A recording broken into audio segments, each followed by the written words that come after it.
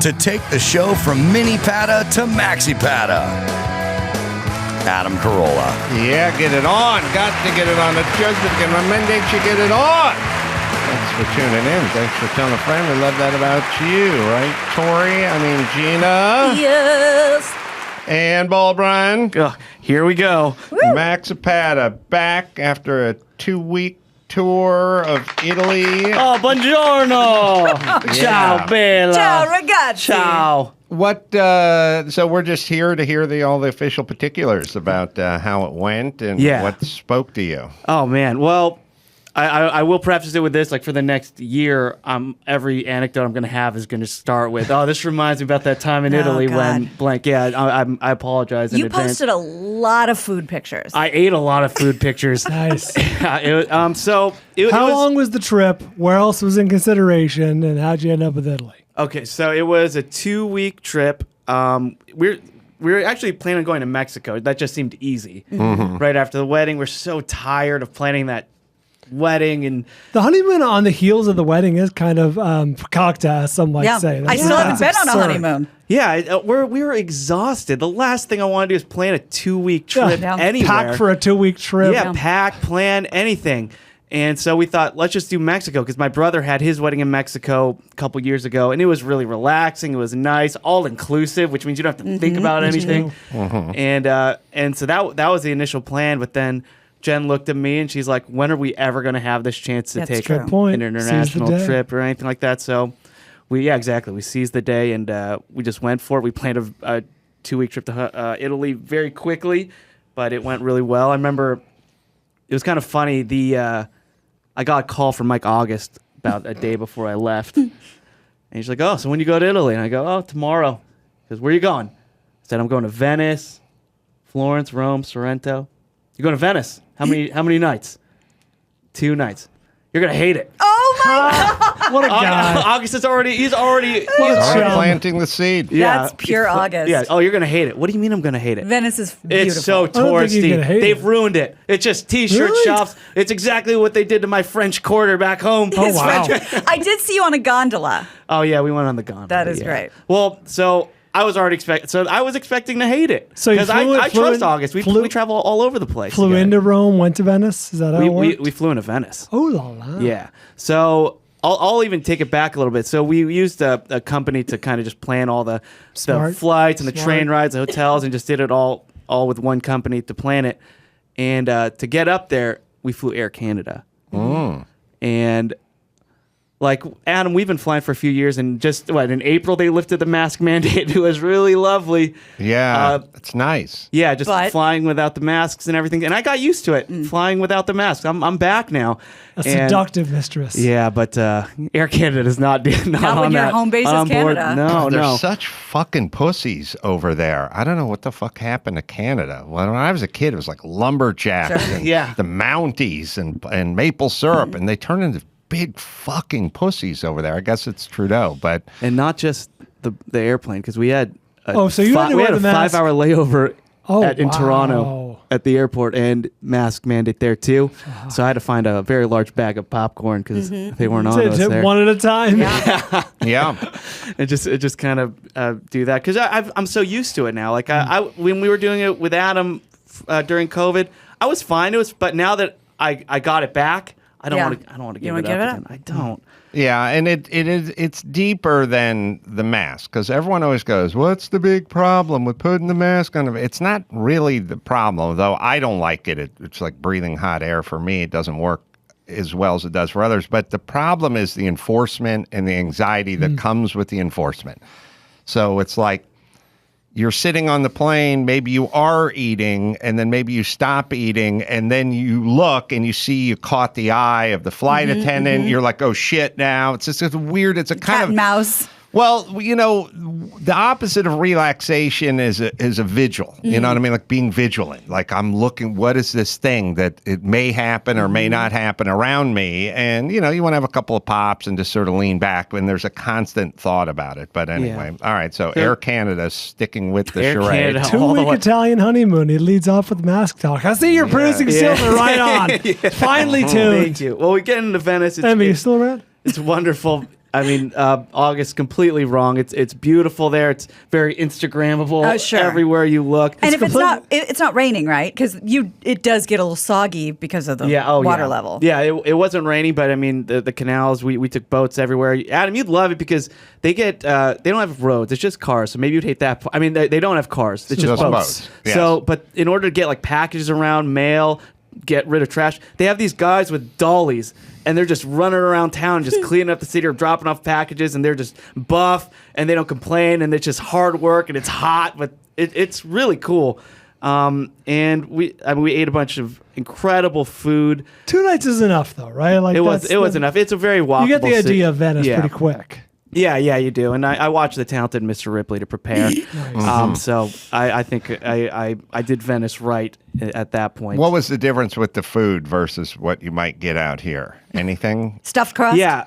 America is Blandino's compared to Italy. No, let me just ask you this first. The pizza, when I went in 2010, the pizza was lacking. Everything else was fantastic. The pizza was lacking. Have they improved? It improved. It must have improved so much because that was the best pizza I've ever had. Really? Okay. Wow. Great. A lot of the food, it's like that was the best blank I ever had. That was the best salami I've ever had. That was the best pasta I've ever had. That was the best gelato, ice cream, whatever, dessert.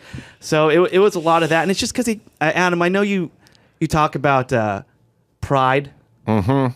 And Not gay pride. Yeah, that's this month. Oh, Not a yeah, that's fan. this one. But I meant just with people just being prideful of their heritage, their country, their nationality, things like that. And Adam's talked about like, it might not be exactly a great thing. Just put your head down, get to work, and don't be just so proud of whatever you are. But and I believe that until I went to Italy, they're so proud there, proud. and they're so into their food. You can taste the pride.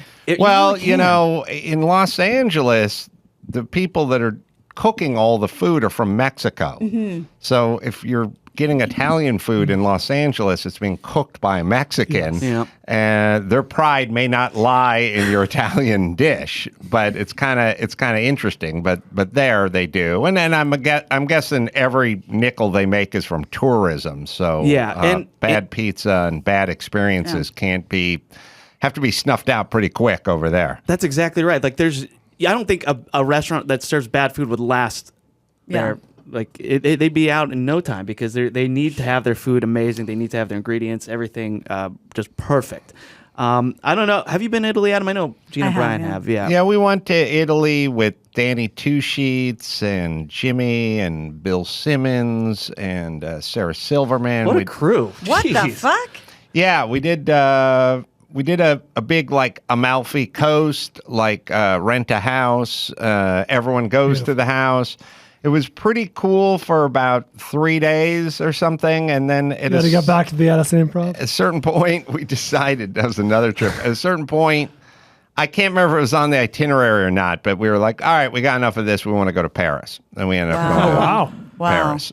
That's my recollection of it. Yeah, we didn't do the Paris part, but and as far as the food goes, I noticed like they barely use corn. Like we use corn in everything. They use actual sugar. They use so I didn't see a lot of corn, not a lot of spice there. Yeah, because I feel like Italians and French both think that corn is like livestock feed. It's not for people. And we are essentially raising livestock Exactly. in this country, Right. so there's corn and everything, Right. and we wonder why everyone's so fat. But go ahead. Yeah, speaking of food too, you're gonna like this. The way I saw them cut their pizza the most.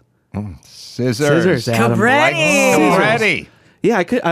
Yeah, everywhere in Rome, just using scissors to Really? cut Well, the it's pizza. not. It's never sliced. Like they don't bring you a sliced pizza. That's right. Yeah, you get the pizza whole, so you either have to knife and fork it, or they'll cut it with scissors for you. Wow. And a lot of the places in Rome, they'll cut it and they'll weigh it. So they'll cut like, how big do you want? And you're like, oh, I'll take a little piece, a little bit bigger than that. How And then many they'll- grams? Yeah, exactly. And then they weigh it and they charge you by the weight Wow. of the pizza. Yeah, I wonder if Stallone, when he was doing Cabretti, went to Italy or something and Yeah. saw it and then went, I'm going to make That's my a real character. Italian. Yeah, Yeah. I bet he did. Yeah, because everywhere's using scissors to cut. And they said it's better if, like the cheese doesn't get moved around too much or Makes anything like that. sense. It's just Yeah. My mom was right in the 80s. Yeah. To use the scissors. tipping. Adam. The money we saved from tipping. Oh, tipping's Yeah, not we a thing? we really made out. Yeah, because it's not. Like I tried to tip, and some people wouldn't accept them. Because they pay their wait staff. Yeah, exactly. So you don't. So I would tip like even cab drivers. I would add on an extra euro or two, and they were like, "Oh, what are you doing?" No, we don't want They just that. don't. Is it I mean, obviously it's a cultural thing, but is it sort of like an emotional thing? Like, hey, I'm doing my job. You don't need to tip me. I think so, yeah. And it's an American thing. Like they just look at me like, oh, Americans always just tipping too. Like you think you're better than me, you're handing me free money? I couldn't tell you. They just They're wouldn't so accept it. awash They in wouldn't. money. They were just like, what are you Peasants. doing? You don't need to do this. Don't do Wow. it. Don't. And that happened to me when we went to Chichester too. So it's a European thing, but England, it's just the most we're like for tipping. We're just making out so much Nice. without having to. How much wine did you enjoy? I did a bottle of meal. Bottle a day. A bottle of meal. That's okay. Yeah, It's so I've never easy. drank that And much. it's like I'm getting €8 gout and tomorrow. it's a great bottle of wine. Yeah, and the house wine is great. Like you can just close your eyes and pick anything on the menu, the cheapest thing on the menu, and I think it's still better than anything we have Oh, here. sure. So that was incredible. The no rushing when you're eating there, like they won't give you Quite your the check. opposite. They won't drop off your check unless you ask for it, and they won't push you. They won't pressure you. Hang out as long as you want. And in fact, I remember we went to get dinner in Florence at this place that I thought was pretty nice, and they were full. But they said if you come now, we could seat you. I called ahead, and I got there at 6:45 p.m. And I said just table for two. It's like, oh, the place is empty. They're looking back like we can't. Like, what are you talking about? Oh, we have reservations at 8:30. Can you get out of here before 8:30? Oh, yeah. Bet y'all be asleep at 8:30. I know. So that was really weird. And like I think each server gets like two. Each table gets two rounds of customers per night. Like it's Damn. so slow there. I'm with you. I hate going out to a nice restaurant and they're giving you the bum rush. We're like, Yeah. you want your entrees now? We're going to order up those entrees. I'm like, oh, let's just have some just appetizers say, and have a drink and relax a little bit here. By definition, it's Friday night. It's 8:30 at night. There's no have to hustle back to the office. Yeah, I don't like that bum rush. I like to let it breathe. Turn the table. Right. too. You know what scam they try to sell you on is, the chef likes the whole order in together. Nah, not on my watch, chef. I'll put the order in as I please. Yeah. Yeah, And Chef Carlos. yeah, so the food was amazing. The Rome, as far as like the trash and everything, is very clean city. You can drink out of every water fountain there. And it's always like constantly going, right? Yeah, it's Isn't like it? The Portland, you have the bubblers? bubblers, but also there are fountains, like Right. the big display fountains where the water's coming out of a dolphin's mouth. You can just the Trevi Are you, Fountain, just wait, like a scoop. did you guys do that? Did I see that picture? yeah. Oh, it's super clean That's water. Rome is the crazy. city of water. There's only one you can't do, and that's that big famous Trevi Trevi Fountain. fountain, The Trevi, because yeah. everyone throws coins in there, and there's a lot of chemicals. Wow. But other than that, you could just drink super clean water anywhere. And everyone's just so proud. Like if we had that here, like that would get peed in. Oh. I mean, bathed in. Yeah, bathed in. Yes. Yeah. You Yes. Yeah, I think we have a deficit of fountains in general, but I the could use some more, yeah. one down at Griffith Park, there's bums like doing Yeah. their laundry in that That's fountain right. now. Yeah, don't drink out of that one. That's right. So Did you enjoy Florence? That was my favorite big Firenze. city. Firenze. I Oh, love the yeah. big cities. very walkable. Got some tripe sandwiches. Got, Oh my God. The sandwiches. Did you go to the sandwich shops that just have the door that Yeah. swings open? I'm sorry. Let's not skip past what he just said. Tripe Tripe sandwich. Tripe oh yeah. sandwich, like menudo. Yeah. Is that cow intestine? Lining. Yeah, it's Yes. stomach Lining? lining. Yeah, Oh, lining, right. Yeah, I think it's their fourth stomach. I think. Yeah, it's Fourth it's meal. what they're known for, and I'm pretty adventurous when it comes to eating. Oh, So we've I heard. will eat whatever's put in front of me. So yeah, a lot of shrimp heads and tails at them. Yeah. I did it all. Let's see. I went to the Jewish ghetto in Rome. Oh yeah, thanks. Yeah, Thanks for looking at me. Yeah, I've been there. I feel Yeah. like Gina would have been there. Yeah. And did you? I'm sure it hasn't changed that much. I've been there a long time, but like, there's like lots of hidden stars of David because they didn't want to really like let the people know what these buildings were. Right. Yeah. Yeah. Exactly. But now they're very proud of the Jewish ghetto, and actually a lot of people. Does everyone speak English? Yes. Big cities. Yeah. And I learned just some short Italian phrases just to be polite about it. But yeah, for the most part, everyone Quanto questo? spoke English. Yeah. Exactly. You get out to Modena? No. That's where fucking Ferrari is. Also, I think balsamic vinegar.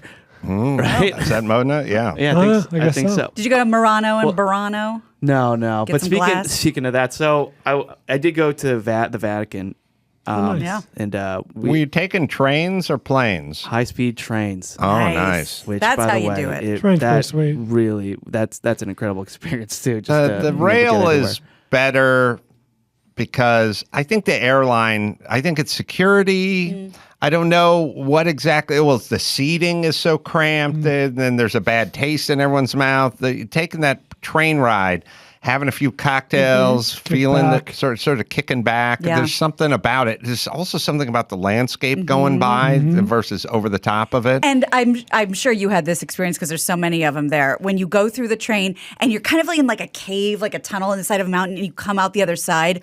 Whatever's on the other side of that is the most beautiful thing you've ever seen. If Yes. it's coastal or whatever. Even just walking, you're walking in Rome or in Venice, and you're walking into like an alley, and you just make a corner, Yes. turn into a corner. You walk out of this huge plaza that just has these churches that were built in, I don't know, the 16th century or Yeah. even earlier than that. It's remarkable. But anyway, so we Did went you bother renting a car? no. Smart. Went to the Vatican, did the whole tour. Some of these churches, by the way, like I grew up Catholic, haven't been to mass in decades, but I felt God in some of these places. They were so ornate Magnificent. and amazing, and like that. Yeah, this is St. Peter's Basilica. you better feel Vatican. God. Look at all the people who've donated anything they had to build Insane. this damn thing. Yeah, it's Donated.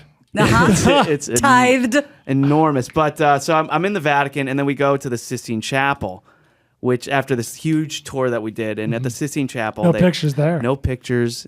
And, no and you can't picture. just go right into the Sistine Chapel. No. They make you walk the whole You fucking have, city. you have to walk, just to get. And they're teasing you the whole time, like, "Oh, it's coming, it's Yeah. coming," and that's where Michelangelo painted the ceiling with that famous image of Adam the and tourists. God I touching want to see fingers. those little fingers touch. Yeah, exactly. Where's that no in the Vatican? pictures? No pictures or video allowed at the Sistine Chapel, right? So we How walk. come? Well, I'll tell you why. So we walk in there, and it's dead quiet. You can't even talk in there. Like they want you to be quiet. Just look up at the ceiling, hurt your neck for a little bit, and just appreciate the art. There's a guy that gets on a microphone every 5 minutes. It just reminds everybody, no pictures, no video, and silence, please. So Jen and I are just looking up, admiring the images and the paintings, and this guy comes up to me. He goes, "Are you Chris Loxamana?" And And it was the Pope. right? and I look, and it's this guy. He introduces himself. He's a very nice dude. His name's Tim. And I go, "Oh, yeah, I am." He's like, "I'm such a big fan of the podcast. I knew you were going to be in Italy, but I didn't think I'd ever run into you. Can I get a picture?" Oh, boy. And now Jen's just horrified. I'll meet you as this- outside. And Yeah. I know, and I'm just like, okay, real quick. So he like sneaks out his phone. And he from his Okay. pocket and just takes a selfie from like under our chins. And so we got the ceiling in it too. And he's from Kansas City, and Yeah, he's like, yeah. "I'm going to the barbecue on Saturday." Yeah. That's where you're Blasphemy. Yeah. So he's actually going to the barbecue. So why? Oh. So why can't you take pictures? So yeah. So by the way, so Jen horrified, talking about it for hours after. Like, I can't believe that just happened. Of all the places to take a picture, that's where you took it. So we looked it up, and actually, what happened was when they were restoring the ceiling, the Vatican needed some money, and a Japanese company said, "We'll give you guys the money, Oh, they bought the rights. but yeah, we get all the rights to pictures and video." That's why usually it's like the flash will ruin the paint. Yeah. Well, and Vatican agreed. And so that's why. So for like 20 years, that was the case. But then the contract has since expired. Okay. But they just kept the rules anyway because of the flash Right. photography. And just, I think they want to sell postcards. Yeah. maybe right, that right. too. Shop. Yeah, maybe that too. But that actually made us feel a little bit better that Yeah, we took yeah. that selfie in there. And now it's Did not that you big of a run deal. into Judd Apatow? Yes, I did. So The hell? yeah, so at at Amalfi, town. I'm sitting at a cafe, and I'm looking up at this church. You can see the steps there, and in front of me there's this guy that looks just like Judd Apatow, and I remember thinking, "Oh, that guy looks like Judd Apatow. That's interesting." And then he's talking to a woman. It's Leslie Mann. Like, oh, and then he has his two daughters there. His whole family's there. So I say, "Oh, Jen, hold on. I'm going to go say hi to that guy real quick." And I go, I introduce myself and, say I'm producer of Adam's show. We've met, blah, blah, blah. And he's like, "Oh, yeah, yeah." And he's asking about the honeymoon. He's very nice. And he's there for his 25th wedding anniversary. So he brought the whole family out to Amalfi. Wow. And so we talk, and then I end up walking away. He's like, "Oh, wait, let's take a picture and send it to Adam." Yeah, I got that picture. Yeah, so which I did. Yeah, and so yeah, Judd was That's at great. Amalfi. I'm no tax expert, but I'm pretty sure you can write off the whole trip now. Yeah, For we're real. talking about it, aren't we? Oh, Yeah. interesting. Yeah. I think Again, you're a thanks I'm expert, no Brian. I like it, and also like the food, the culture is amazing. The music, Italy loves jazz, which is really cool. They're super into jazz. But we were walking by and we saw this acoustic guitar player playing at a bar. And I thought, okay, let's go watch some local music. So we walked in and it was like a concert in there. And he was just playing covers. Like I play these shows all the time. Nobody gives an F what I'm doing. And everybody's just watching this guy. And they're going nuts for him. And they're singing along. And he's singing American covers, but he doesn't speak a lick of English. So it's kind of funny hearing that. But here's a clip of him playing one of their most popular songs of the night. And it was, and I remember sending it to Brian too because I thought he'd be proud. Makes me happy.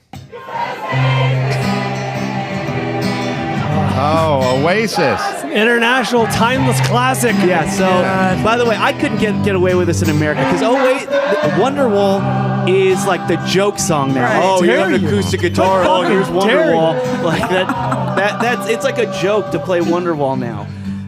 But maybe I'll bring it back jokes to- work. Yeah, that joke definitely Loved worked. it. Looked like a super spreader event to me. Oh, yeah. No mask. I was Everyone yelling. Yeah. so curious about Amalfi. Apparently, everyone else in this room has been to the coast. I haven't. Was it your favorite? Where would you rank the Amalfi Coast? Oh, it was probably the second favorite city. I liked Florence the best, but it was incredible. I mean, I've seen so many pictures of it, and we used to go to the Amalfi restaurant all the time. So I Same, got the- like you're transported.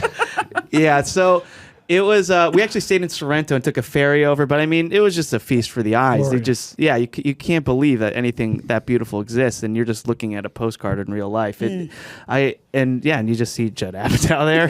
Like it's local color. They love their lemons there, which is kind of Yes, funny. 'Cause the I big got lemons, but they love No, their Sorrento lemons. Their lemons are like footballs, though. They're the size They of like footballs. paint them on every plate. Yeah. Absolutely. Everything they sell has a painting of a ceramic. Everything that's ceramic has a lemon painted on it. Yeah, it exactly. It's like a Mediterranean style thing. Did you sample the limoncello?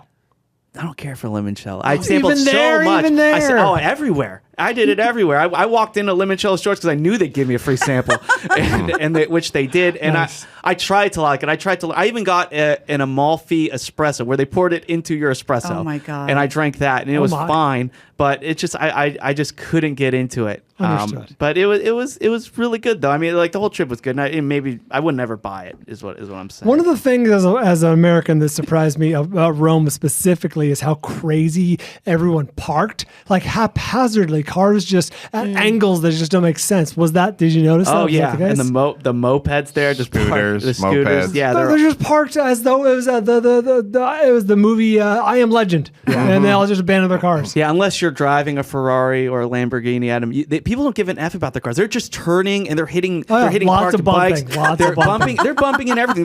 Their side mirrors just scraping on the walls in these thin alleyways, and they don't care. And they're Fiats, for God's sake. Yeah, amazing. they're tiny cars to zip around in. So yeah, that was really weird to see. Speaking of the Jewish ghetto, by the way, so we sat down and there were these. There's a table of 8 girls, like elementary school, and they're speaking in Italian. It's so funny to watch them because they're very animated, speaking to each other, and it was just so cool just seeing like. Just a table of kids just like, talking to each other and living their lives, not speaking English at all. And then it was a girl's birthday, and so the mom brings out the cake, and it's lit, and they all just stop talking. And they sang Wonderwall. They should have. They looked at the cake and they all just go, "Oh, bella, bella!" They're just exclaiming how beautiful this cake is, and there's so much appreciation for this 8-year-old's birthday cake. I couldn't believe it. Like We're it's just such scumbags. We're the worst. And, Yeah. Yeah. Oh, well, we would be given the list of things that their daughter was This doesn't have allergic dairy to. in it, does it? This doesn't have- yeah, it's gluten-free. Yeah. This all disappoints me Yeah. because my dad is full-blooded Italian, and parents both came here from Italy, and had the most Italian upbringing ever. And if I ever say, "Oh yeah, my dad's full-blood Italian," everyone goes, "Oh, it's passionate, That's right. passion, That's man. right. He loves food. He loves art. He loves the Loves the ladies. wine. He loves cottage he loves cheese the and opera. life. He loves It's like raisins. he's never fucking drank wine. He doesn't cook. He has no thoughts about passion. He's passionate about his sofa." And that's it. Like it's so weird to find the Italian with he doesn't talk with his hands.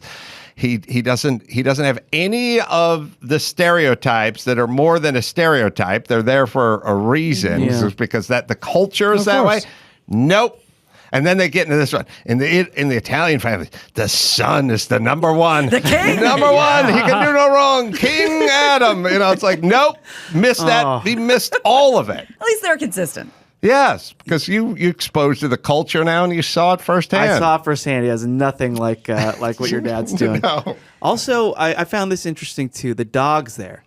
They all have dogs. They're the most well-behaved dogs. Yeah, kindness. I wonder if dogs understand Italian better or something, because I couldn't believe how well, like, they're off leash. They were just so mellow Well, they're and chill. docile because they're well fed. That must be it too. But I noticed that even just the dogs. were incredible. I just had this happen 2 times, but just moments ago, I just walked out of the gate and I just turned right and sort of ran into a woman, older age woman, walking her 2 dogs, sort of half Chihuahua, and they both like sort of barked and lunged at me, and she like yanked them back, like, oh.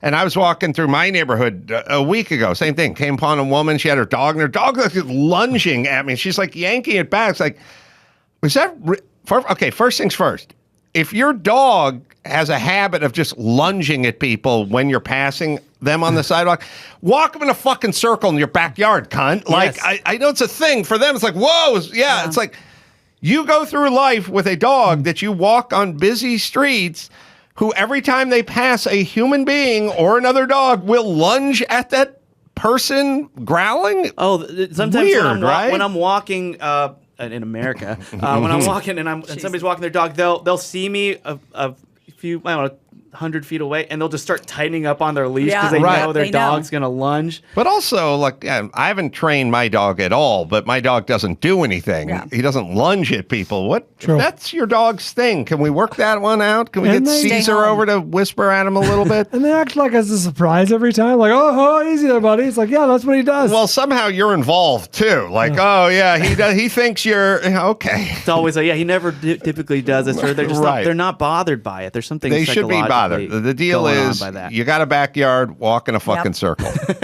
Just do a few laps in the backyard. Yeah, I agree. But I mean, it was an incredible trip. As I said, every anecdote is going to start with an Italy mention. But I want to thank you, Adam, for letting me go, and Yeah. everybody here in the Look at crew, it, Emmy, Ben, Dawson. Yeah, Gary, everyone stepped up. Everyone stepped up. The shows were great, and yeah, just thank you so much. Grazie mille. Grazie mille. What did crime feel like? Nothing. Didn't. I walked. they warn I you walked about the alleys gypsies. in the dark. Like, it was just. Yeah, It wasn't worried at all. It's kind of getting to the point in LA where it's like starting to feel about where you're at, Yeah, what time. dicey. I had to do a thing in bad Hollywood yesterday, and I had sort of thoughts There's about it West walking back Hollywood, to the there's East car and Hollywood. stuff. Yeah, it was Yeah. bad Hollywood. bad Hollywood. Yeah, sort of feel dicey. Yeah. Now, how about homelessness? I mean, there were a few homeless, but well, either they were peddling something like, oh, you want to buy this bracelet, or but if not that, then it was just like they don't really. They just hold out a cup. They don't really say anything to you. They're not like here. If you make eye contact with Yeah. them, you're roped in. But Oh, that's charming. Like holding the tin cup. Like that's days of yore Or around here. performing a service like Sure. washing your windshield Sure. at the stop With the sign. newspaper. Yeah. yeah, so that, I mean, as far, and no tents or Wow. or anything like that. It was totally different, totally clean, totally refreshing. And yeah, So when do you become an expat? When you move there? I know it's coming. Live show. Yeah. Let's do it. I mean, All look, right. people, you got fans out there, Adam. At least At one. least Oh, there were more than that. There there's were more Judd than that. Apatow. That's right. There's one of his daughters. See, I know the other one doesn't. No, excellent, good. Welcome back. Glad to have Thank you you. back, It's and good glad to you be had back. that I missed you all. experience. Yeah. All right, Gina went to Tori Amos. Yeah. We got the Watts Towers follow up. Oh, good. I got some thoughts on the Olsen twins movie, There's New York Minute. What? Oh yeah, don't play Why? stupid. Okay. Why? I won't play. It's on his IMDb, best known. Why? Yes.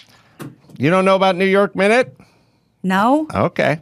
I'll This tell was you the all Love about Light it. era, but Drew appeared in the film. Drew was their dad. Shut the fuck up. It was all over the film. Like at the beginning was all about doctor. He was a doctor. He was their dad. This completely missed me. Oh yeah. Well, it's not going to. Okay. All right. First, let me tell you about Master Spas. Considering a backyard makeover, wish you had room for a pool? Well, now you can get the Michael Phelps Swim Spa by Master Spas. Combines the benefits of a pool with the therapy of a hot tub, and has water currents, so you can swim against it and get that workout in there, do aquatic exercises, or just have some fun with the kids. Comes in a variety of sizes to complement almost any yard, even a small backyard. And since it's heated, you can use it year-round. Also, it's just going to add so much to the value of your home. 100% made in the USA by Master Spas, world's largest swim spa manufacturer. You'll love your Michael Phelps Swim Spa by Master Spas. Am I right, Dawson? Go to masterspas.com, put in promo code ADAM to save $1,000 on a Michael Phelps swim spa or $500 on a Master Spas hot tub. That's masterspas.com, promo code ADAM. All right, take a quick break. Be right back after this.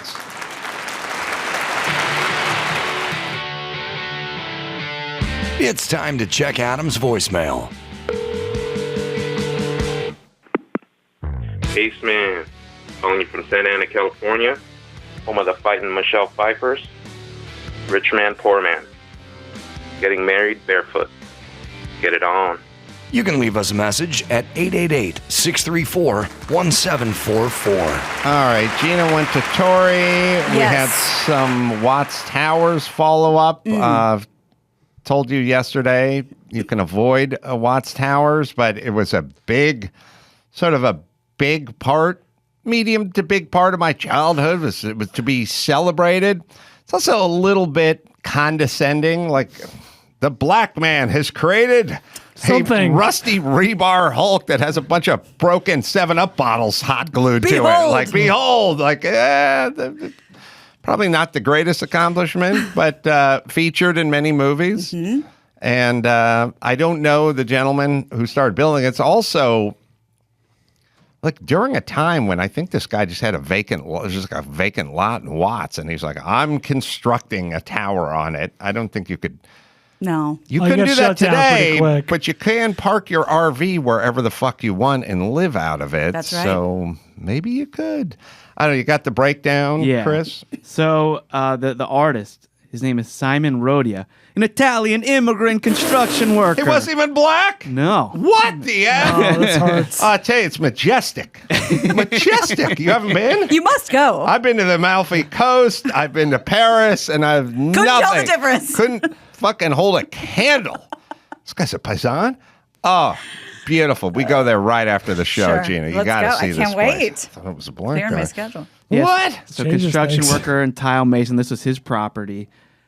So it's a collection of 17 connected sculpted towers. The tallest one is 99.5 feet. Wow. Couldn't get to 100. I know, he's so close, Yeah. 6 inches away. Constructed from steel rebar and Rodia's concoction of a type of concrete wrapped with wire mesh. Its main supports are embedded with pieces of porcelain, tile, and glass, and they're decorated with found objects, bottles, tiles, seashells, figurines. What year did that thing start? So it started in 1921, and over a period of 33 years, he's been building it. I guess there were a lot of different ethnicities in Watts Sure. back around Glendale was all 1921. Irish. Yep. Yeah. No longer. And so he would bend the rebar with like a train track, like and use that for leverage. Damn. He's while he was making it, so he suffered a stroke in '54, and then shortly after he fell from the tower, Oh, boy. and he survived, but he knew he wasn't going to live for much longer, so he gave his property to his neighbor, and just left. Sounds like a single dude. Also, What woman would put up with this shit? None. Also, he had a lot of trouble with city permits, and so he was you're really right. frustrated with that. Even Yeah. back then. And it's now must be a historical landmark, Yeah. and people go there. That's his property, though. Yeah, huh? it's he was divorced, by the way. Designated a National Historic Landmark and a California Historical Landmark in 1990. Oh, hold on. Huell Hauser He's been there. Please. must have been. Yeah. Oh, It's featured in an the greatest episode thing of he's ever Visiting done. with Huell Hauser. Yeah, that had to be first. I mean, Right. first you have to go down to the coin-op laundry on Vermont. I mean, On that's- Friday night. That's number one. But while they're there, But once you check that box, the next week you and Louie are heading out to the Watts Towers, right? Yeah, and it looks like in 2011, The Simpsons featured the Watts Towers. I don't remember that episode. There was a Denzel Washington. What movie was that? Training Day? No, it wasn't Training Day. It was an early movie, like early 90s. Oh, wow. Denzel Washington movie Glory? that ended up in a fight on Ricochet on top of. Hold on, I'm still thinking. You ever seen Ricochet? I have not seen Ricochet. Just not considered one of his finer films. What? It was kind of when Denzel maybe would have done that kind of film, but it ended up at a big dramatic scene where they fought on it. I'm sure it was like reconstructed in a soundstage or whatever it is. Yeah, But Ricochet 74%, Brian. Oh, not too bad. I'll stand by the fact that's not one of his more celebrated films. So, no, it is not. But New York Minute, speaking of celebrated films, Yeah. stars 04. I remember I was screening calls when he was filming it. He was in New York. Stars Mary-Kate Olsen and Ashley Olsen, and also Eugene Levy, Andy Richter, Dr. Drew Pinsky, Daryl Hammond, Andrea Martin, Bob Saget. This is a big-ish movie. Nice cast. Bob Saget did a Stallone-type cameo Oh. in Staying Alive. When John Travolta was like walking, That's it? strutting down the street, and Stallone like walked past him and gave him a look, like Alfred Hitchcock. Oh, or, Did that in this. I see. Like Stallone did in that Yeah. movie. Gotcha. yeah, they did a Full House Yes, yes, yes, nod yes, yes, Right, yes. because he did The dad. he's the dad. So and Jack Osborne, as well. Now, the thing that I found interesting about this movie, of course, I watched it. It was just on, and I was like, "Oh, let's watch." Can And we guess the Rotten Tomato score? yeah, let's do that. That was part of the plan. Should we do that? Oh, sure. I don't know. I gotta It's part of guess. the plan. Yeah. I don't think it's well received. Hold on. I'm writing mine We down. got to write it down. Got to write it down. Done. Yeah. Jesus. Okay. I hope I'm not insulting Dr. Drew. I don't know anything about it, but I said 14. I think Drew's good for 32 points, so I said 33. I said 13. Oh, Jesus. Ooh. New York Minute is rotten at 11. oh, you Ace Man gets the win. Yeah. Gonna redeem that during the Rich next. get richer. I'm gonna carry that into our next game. Yeah, people had it at 47. So there was a couple things about this that made me think. First off, Andy Richter. I don't know if we have. I was trying to scrub through and find. Andy Richter is the whitest guy on the planet, but listen to him talk. Did the whole thing in a Chinese It's accent. like Doesn't- Breakfast at yeah, it Tiffany's. doesn't hold up. No. What, Time has not been kind to What his. was the- what was the point of that? You saw the movie? It was adopted, I think, by a Chinese mom. And because he was raised by her, he had to speak in that cartoon accent. Important to the This is script. 04. This is not 89. Right. You know what I mean? We're in the 2000s here. And Richter. And you know what? Never came up. Yeah, I mean, no one ever went, oh, my God, that's so offensive or weird or whatever. Never you know, saw just whatever we would be. However we would think about it now. Oh, my God. We did not think Moving about on. it then. But the Wow. other thing that was That's Shurio, Terry. interesting, no, his mom? Oh, the one on the left. Sorry. Yeah, that's his mom. Oh, okay. No. But there's a bigger, more interesting point, which is I was watching this movie. It basically took place in Manhattan. Everything was clean. There was a kind of a congeniality. There was like a weird thing. I had this weird flashback to like, there was no, now, so I'm trying to put this into words because it was more of a feeling than it was verbiage. But what it was is it reminded me of K-Rock when they'd have the weenie roast and people are just walk around with a beer and they're kind of trying to have a good time and no one was stumbling over their words, kind of wondering if, did I offend somebody with this thing or did I say the wrong thing? Kind of this weird self-policing. I mean, obviously, we weren't thinking about COVID. We weren't thinking about Russia or Putin or pronouns or anything. It was just kind of good timey. Yeah, It was, and I was looking at it and I was like, yeah, I remember going to Manhattan with Jimmy and Kevin and Bean, and it was the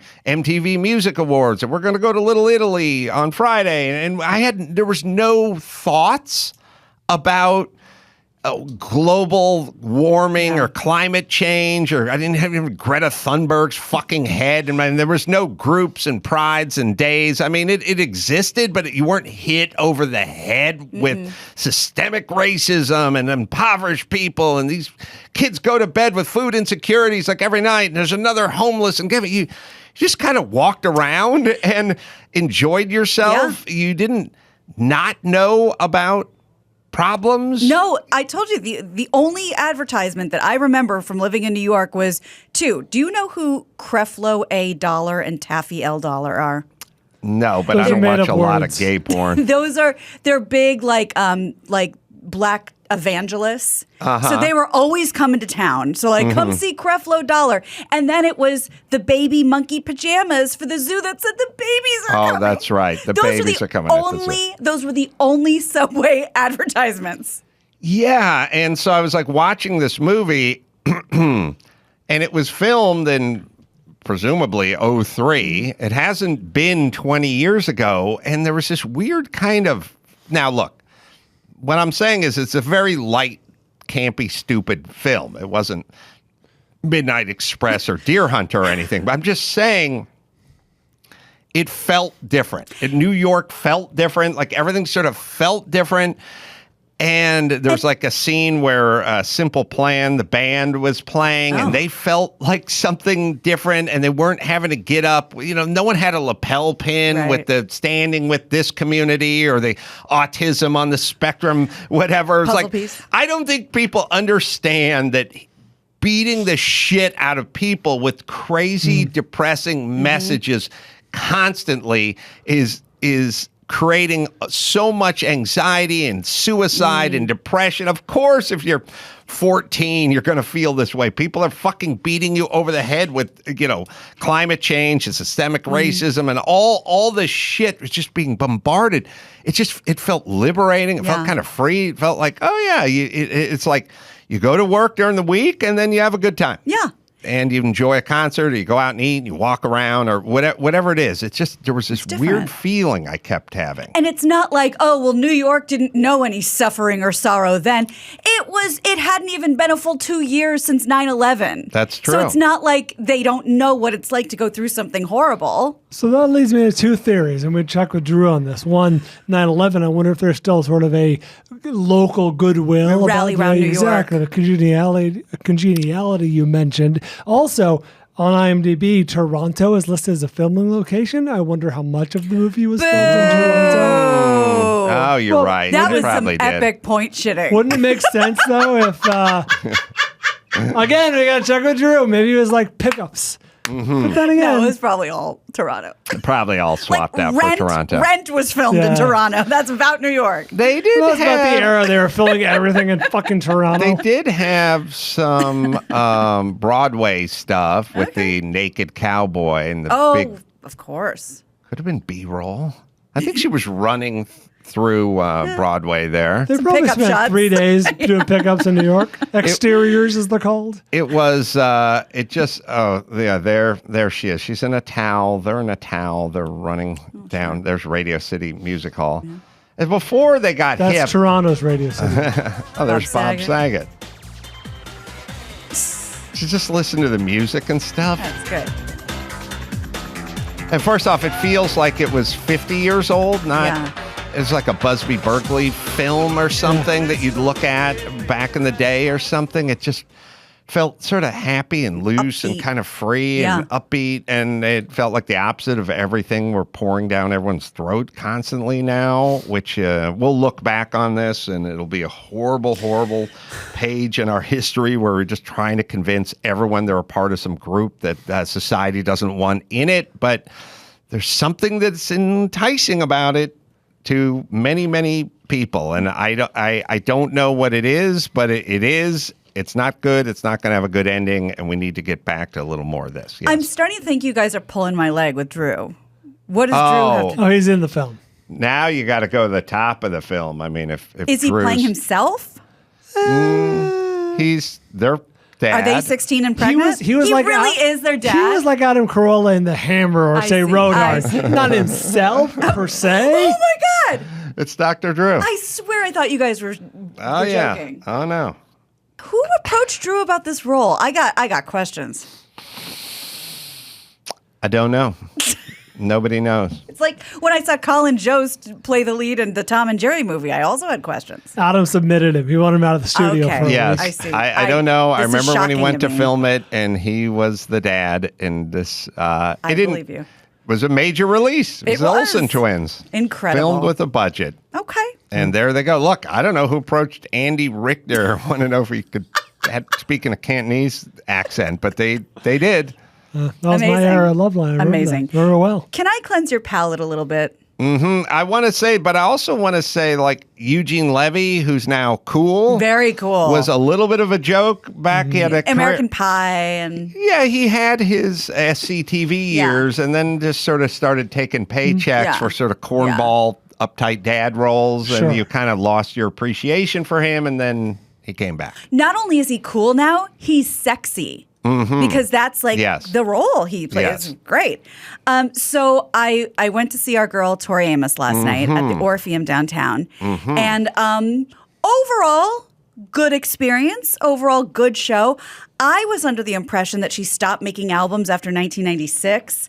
So apparently she's had dozens of them. So there was a lot of songs I didn't recognize. She didn't play a lot of the hits. She played Cornflake Girl, of course. She played God. No Winter, no Leather, no Baker, no Pretty Good Year. You know, like from like the 90s. That didn't happen. Yeah. But she was delightful and beautiful and the crowd went crazy. She played one cover. It was not Nirvana because she famously has Smells Like Teen Spirit. She played this cover, she said, written by a very good friend of hers. Please view Wonderwall. So you can hear what song she decided to cover.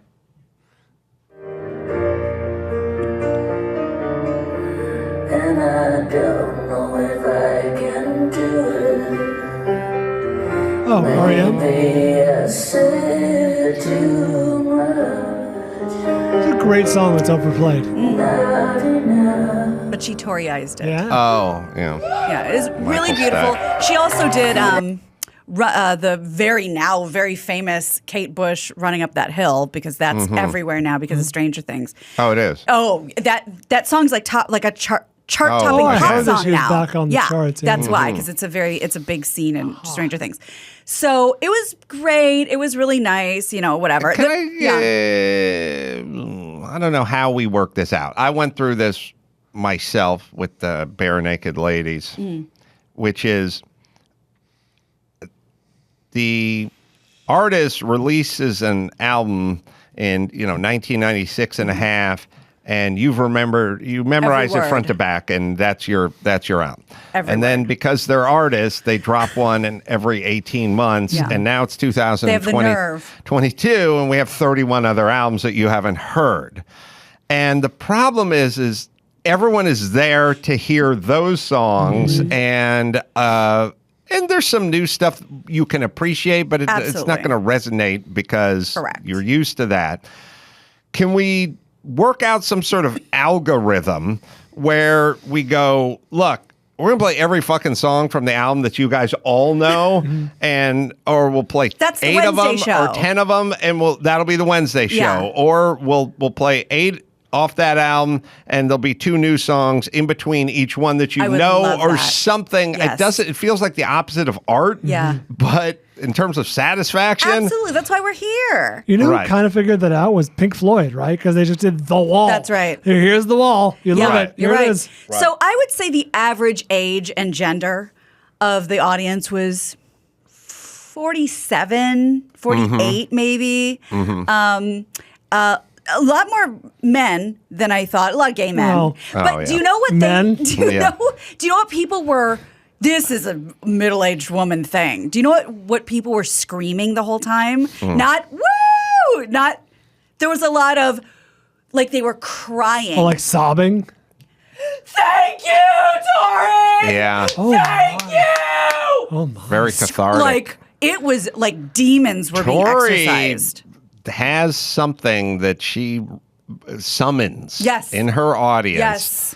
that is much deeper than the Wiggles or Papa Do Run Run or Up With People or any Yeah. of the other big Cookie and the artists of Crumbs her or- Cookie Cookie Jar Jar. and the Crumbs Yeah. or Snotty Scotty and the Hankies Yeah. or any of the other Yeah. big contemporary bands. Yeah. She, true.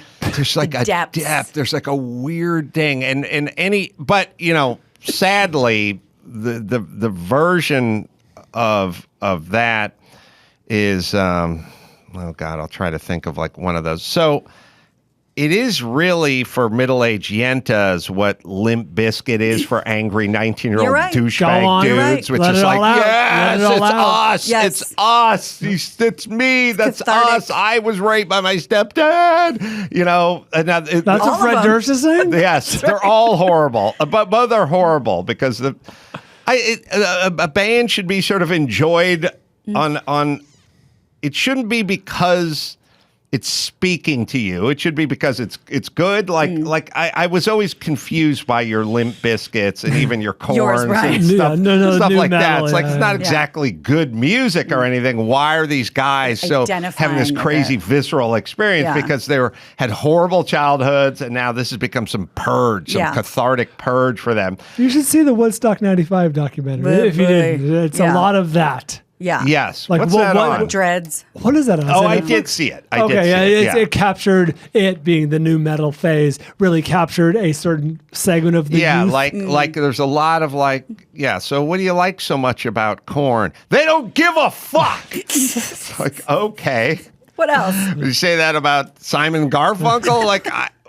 At some point, the musicality part has to kick in versus the part where they hate their parents too, and they don't give a You're shit. right. But now Tori's very melodic. I was going to say, what I'll say in her obviously. defense, she sat in the middle on a piano bench, had a grand piano on one side and another piano on the other side, and was literally sitting in the middle playing them both at the same time singing. And it was just beautiful. And she was very, the older you get, wait, don't play this yet. The older you get, she seemed to be really mellowed out, like a lot of cute, coy smiles. She wasn't being super serious. I would say the one thing that affected my enjoyment of the show more than anything was you're going to see a short video about how I watched most of the show. There is a girl directly in front of me holding up her fucking piece of shit Android whatever phone in front of my phone face shaming. the entire time. Now go ahead. This is how I watch most of the show. It is your POV. I am behind her. That's what I'm looking at. And you're watching it at home. Through her camera. Essentially, Yes. through her camera. And these are... Well, with a You're bad camera. With a bad angle. camera. on the back of an airplane seat you're watching. Yeah, these are dummies. And my friend Becky, my best friend, was with me, and she's like, she's never going to fucking watch this again. The whole Cornflake Girl's a 5-minute song. You get yourself a 15-second clip for Instagram, and you put that shit back in your pocket. The whole time, like an old person, just all wonky. Is there any thought about the human beings who are directly None. behind you? None. I went through this with Bare Naked Ladies. There was 2 people who were sitting in front of me who just stood the entire thing. It didn't matter if it's slow I or hate fast that. or whatever. And then at some point, everyone sits It's an down, adult but not show. them. No. Not them. And so the conceit is you must watch every song standing up or stare at my ass crack for the entire show. Is there any concept about people who may be behind you? No. I would. It so seems dumb. insane to me. Like I tried to get they're holding this large screen phone about a little over their head, and it's such a place where between their arms, their hands, and the phone, you could not see Tori Amos from where you were. I had to sneak in, like in between her phone and the other person's arm, and I tried to get a picture, but it was too dark. She and her 3 fucking bitch friends were all doing it. I'm like, don't you guys know each other? Can one of you do it and the airdrop it? They're all like this. They're just standing with their phones. All of them. Over there. And I was just like, I get it. Everybody, I took a quick picture. I wanted to take, a little 10 seconds for the show. But then you put it away. 5 minutes of the song everybody came to hear, Cornflake Girl, and the whole thing in my face They're the whole like, time. all right, I'll put my camera down. Where's my sombrero? That's right. All right. And the one Have thing, it your way. The one thing I did like was the average age of the audience, because people sat down after the first 2 songs, Right. and then she started something. Everyone in front got excited, and you heard a collective groan from everybody else. Okay, everybody. Nobody wanted to stand. We were sitting, watching, enjoying my the God. show. Just blocking your view the entire fucking show. Yeah. Yeah, I forgot. Chris reminded me on the screen. Now, this is a little less overt because this person had a choice, but a little more permanent, which is the last time I went to a Lakers game, I had a white dude with a giant afro who sat in front of me. That's right. And it literally, Brian, look at this picture. Oh my God. It literally, Sideshow Bob. it blocked the court. I forgot. Like, I didn't even know why you need to be there. Now, I don't know what we do about him. Maybe we get him a skull cap, or maybe I run out to the stand and start braiding. Get a Lakers beanie or something for the dude. But I sat behind a dude. His head took up the entire court from where I was sitting. It's spilling into the stands. Yes. So that's what I stared at a guy's dandruff and psoriasis the entire time in the back of his fucking head. We have to have some, we now need a section for people that are inconsiderate, have huge afros, or want to film and document the entire. You fucking losers go to these bleachers over here and annoy each other. That normal people who want to sit on occasion or not stare at a giant afro or Galaxy phone, just 2 chicks just stood in front of me the entire time. And then it's this weird. Now, and there's the other thing, too. Much like my doorbell incident from yesterday. At some point, you go from, oh, this is going to be great, to annoyed. Yeah. You start getting annoyed. And then you're like up in your head and you're like, could you sit the fuck down? Or just take a song the fuck off. Just sit down. And you must know, looking around, you're the only one standing. You have to, there's people behind you. You're holding up the phone. You have a giant afro. Like, how is this possibly going to work for the people behind you? And the answer is, don't give a shit. Well, I guess at the end of the day, it's my fault, because I had the urge to tap her and be like, put it down, put it down. But then I was like, now I'm uncomfortable the rest of the show. So I'm the asshole for not saying anything. Yes, you are. Yeah. Well, Tori was great. She was great. Seen her in concert, saw her at K-Rock a few times. She came in and did Love Line, and we got off famously. Were you there for that? That was pre-me. Oh. Gio will attest to that. We thought it was a strange bedfellows, me and Tori Amos, but we hit it off. That's awesome. We had a great time. So I loved her. And then, of course, there was the flower debacle, but we don't have to relive that. I would have encased that shit in lucite. Oh, Gina. Well, let's see. I was 30 at the time, so you would have been 4 months old. That's right. Something like that. So That's exactly right. The dating would have been inappropriate. Very but inappropriate. I would have brought you those fucking flowers. Thank you. And also, she made her first Love Line appearance in 1996. Yeah, the note I'm seeing is, she seems to really like Adam. That's amazing. Had a little juices flowing for the ace man. That's incredible, because that's after 2 huge albums, 92 and 94. Uh-huh. So she was a megastar, and she wanted the ace man. Oh, yeah. Okay. It's only human. That's right. She's only a woman. Jennifer Grey. I mean, the list goes, Minka. The list goes on and on. Who is number one? Oh, number one? I think you could do that, Gina. Let's see. Let's see what this sounds like. Let's see. I'm going to close my eyes. Okay. Come on.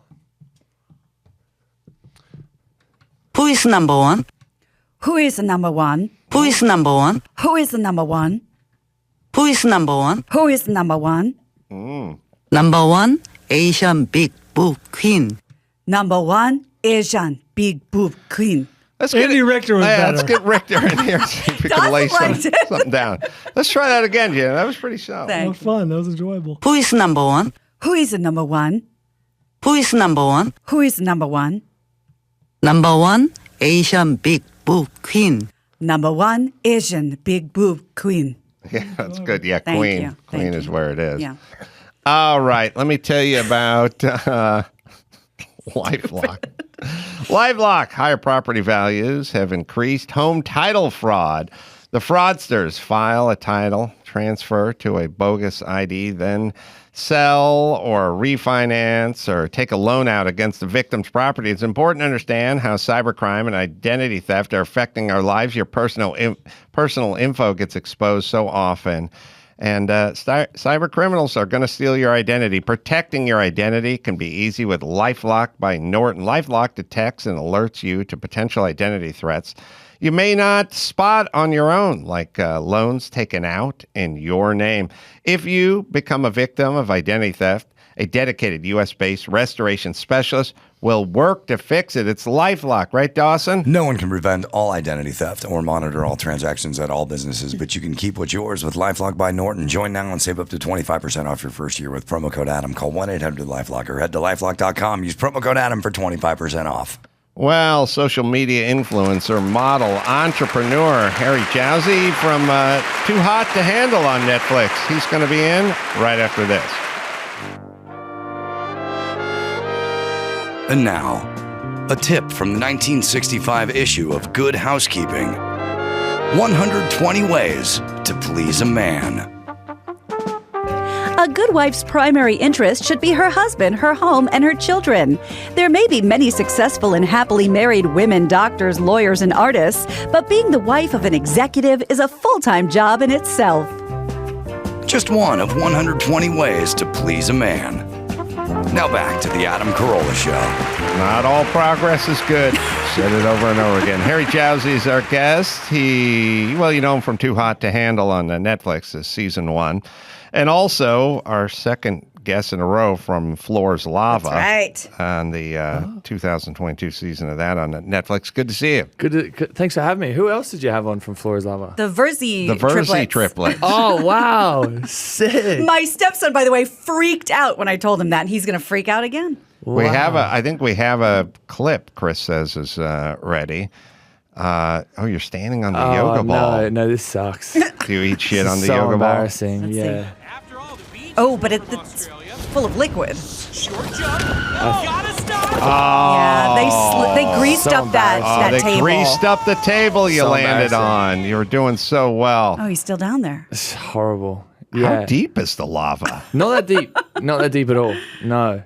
But you went completely submerged. That was cooked, though. Yeah, that was not a good gripping surface for you to land No, on. because there's all bubbles and it's all like slippery and Yeah. everything. And I thought I'd be able to push off the wall, but yeah, I just don't have the hand-eye coordination for any of that. You look athletic. You must have played, I don't know, rugby, judging Yes. by your accent. Yeah, I played rugby, but I wasn't very good at it. So I was just kind of a waste to be on the field. Like I was just running around just to try and fill spaces. Was it the desire part? Because I feel like rugby is a certain mentality.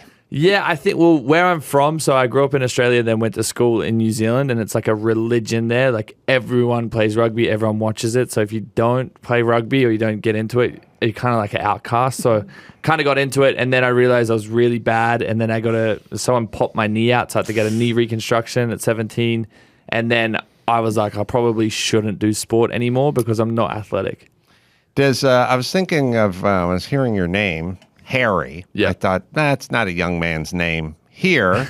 And then I thought, well, maybe he's named after his grandfather or something. But then I realized you're not from here. And then I started thinking about Harry Styles. Yeah. And then The I name got is back. distracted. But is Harry I've back? just described the research for today. What about your name? That's called show prep, my friend.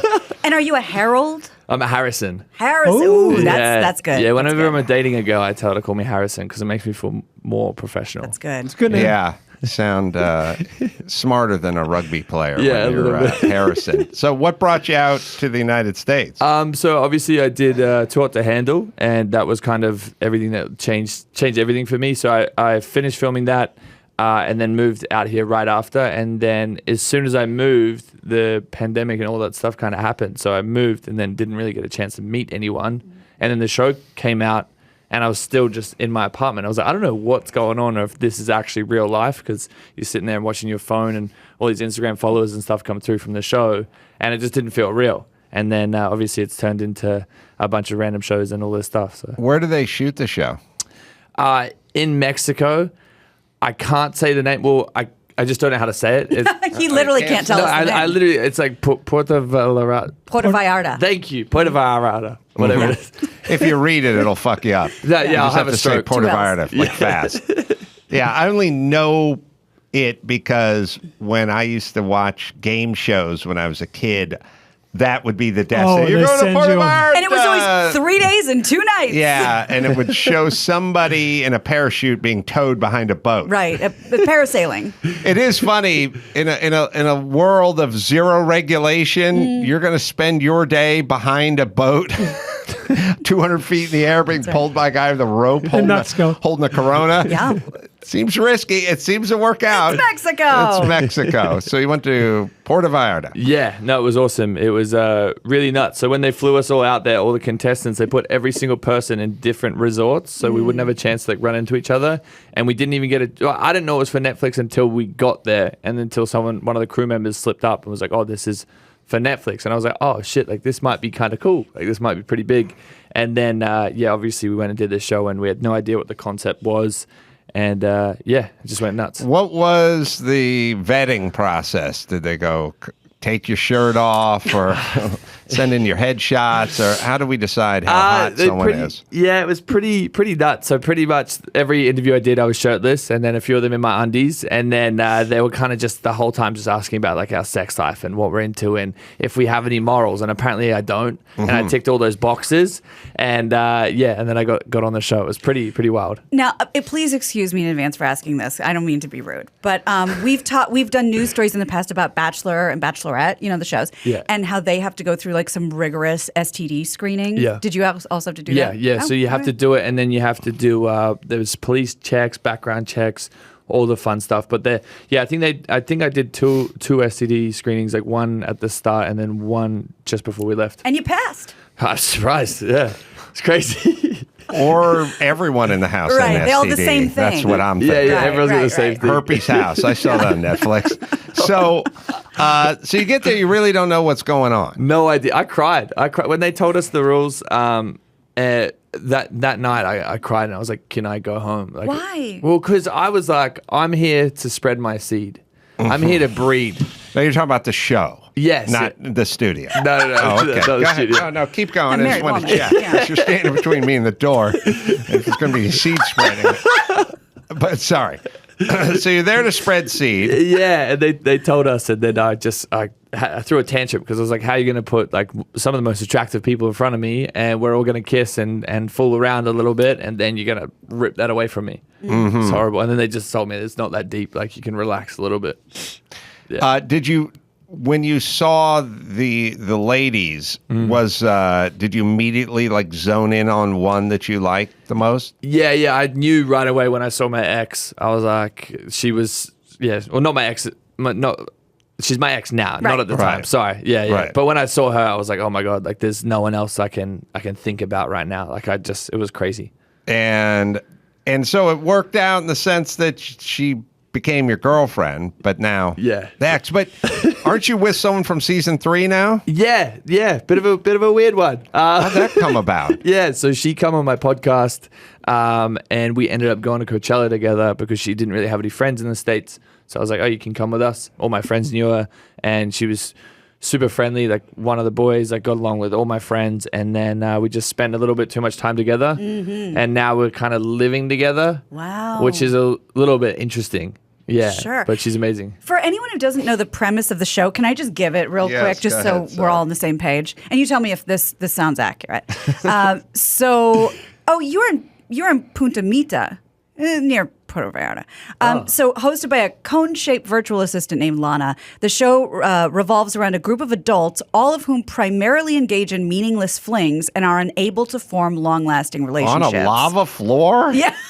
It's a different show. What the fuck is going on? Who are placed together in a house for 4 weeks. Oh, yeah. Different show. How intrusive was the filming? I mean, could you get anywhere without a camera? No, it's pretty nuts. So you can't really do anything without a camera. I think there was it was either 64 or 96 cameras around, like everywhere. Then there was microphones, one right above the bed, like right behind the pillow, and then two on either side, and just everywhere you looked there was a camera, so they could get you in any direction, which is probably for the best, because. Yeah, it was honestly pretty nuts. But the funny thing is, like, after a day, you kind of just forget that it's happening and just go with the flow. And so how much physically could you get done in the house? Not a lot. Like, I did everything. So I just started fucking. Sure. Sorry if I'm allowed to. I'm allowed to Yeah, okay, cool. seed spreader. Yeah. We got it. I started spreading my seed. And obviously I started costing everyone money, and they weren't too happy about that. And then, yeah. So can you explain the money element? Yeah, of course. So any intimacy or anything like that, so kissing, spooning, sex, oral sex, anything like that, you lose money off the prize fund. There's $100,000 up for grabs. So yeah, every time you do any of those things, you cost everyone money. So that money disappears. Yeah, everyone gets very angry about it. So it's reverse prostitution. It costs money. That's why they call it the money shot. That's right. So what'd you get the pot down to? Wait, is the $100,000 going to be whacked up, or is one person going to walk away with it? For our season, it ended up getting split between everyone because they couldn't figure out who had the most growth, which is funny. So we all walked away with like $7,500, which is really crazy. Okay. Better than nothing. Yeah. So yeah, it for us it got split up. For another, I think for the other seasons it kind of went to one person, which kind of makes more sense. But yeah, I think I spent like $32,000 of the money. But through having sex. Yeah, of course. I'm here to spread my seed. Yeah. Oh, that was me. There's I know you have a podcast that has some dating advice. So I thought Anthony from Pennsylvania has got some questions. So I thought maybe we'll answer some dating questions. Oh, okay, here. cool. Okay, we'll talk to Anthony, 29. Well, hi, Guy. Hi, Guy. All right, so I kind of have a situation here. So, all right, I went on a date with this girl a couple of months ago, right? Mm-hmm. Went on a date. Date went phenomenal, right? Here's the problem. She kind of like is in school, so she had to like go back to school. And then I played out like a whole texting strategy with this girl where for months I knew she wasn't going to be back to where I was, but like played the whole texting game where it's like trying to figure out when do I text her, when do I not text her. And she would always respond to the text, but like I was always the person initiating the text, if that makes sense. Mm-hmm. And then she did come back and we did go on a second date, but now we're kind of in this same pattern again where she's responding to my text, but like she's really throwing off mixed signals. So I'm just trying to figure out if we have anything to say about texting cadences and what that's really saying. Well, I'm here to spread my seed. Harry banged her in Montepunta. That's what happened. About a year ago. So he recognizes your voice. So you said she's got a boyfriend. Yeah. Okay. So for me, whenever I've started being a little bit too, started to like a girl a little bit too much, my issue is like coming on a little bit too strong. So maybe there's an element of that. So what I would suggest is to just talk to someone else or try and, give your time to someone else until she's ready. Because I find that if they want to, they will. So if she really wants to give you that time and energy, she would. I think she's probably just being a bit of a silly sausage, and she probably may have a boyfriend. Does the women play hard to get anymore? I mean, is it a thing where they go, I don't want to return this text because I'm a lady and I think your friends tell you to do that, but nobody listens. Everyone's just sort of wide open in the communication department. I'm going to go one further. I totally agree with Harry. I think she's treating you like a little bit of a placeholder. Yeah. So she's not really like into you, but you'll do the trick in a pinch. So yeah, maybe just back off a little, put your attention on somebody else, like Harry said. So, but you said you had a date and it went really well. Well, Well, yeah, but and then there is the second date here. So this is the whole point. This is where it's like really weird vibes in that, like, I get it if the date goes poorly and then she just stops responding to the text. It's like, okay, whatever. That's a thing. You move on. But the weird thing is she always is responding to my text. And then we did go on a second date and she is still responding to my text. But like, it's kind of hard to nail her down on the third date, if that makes sense. How was the second date? They're just weird vibes. How good was the second date? I mean, I thought it went well.